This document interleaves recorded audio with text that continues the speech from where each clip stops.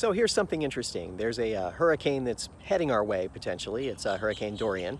And whether he actually comes or not is kind of debatable. I've lived in Florida my whole life. I don't live my life around the hurricanes. You got to be prepared for them, don't get me wrong. But you have to kind of consider that you don't know where it's going. So it may come to us, it may not. Now here's an interesting thing about having an electric car. I'm going to plug it in and charge it to 100% before the hurricane comes.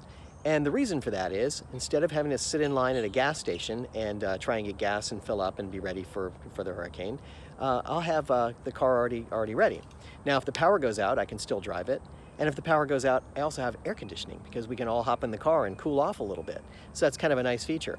Now, my wife asked me, so what happens if we have to go somewhere? We have to evacuate or leave or something. You won't be able to get gas. And she's right, I won't.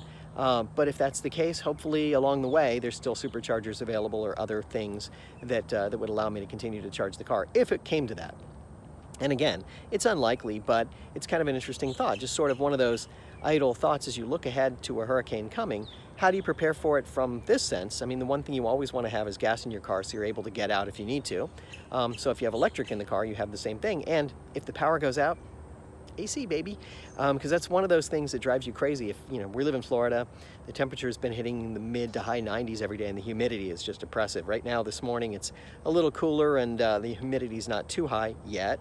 You can see the sun isn't really out yet, but it will be. And when it is, it's going to get really hot out here, and it's brutal when you're inside. And if you have no AC, you have no electricity, it makes it really hard to cope. So the ability to just sit in the car and cool off a little bit, nice feature, something extra that you have, a little bonus there.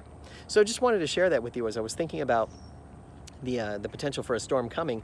This was one of the hurricane preparedness things that I think, thumbs up, I've checked off and I think I'm ready.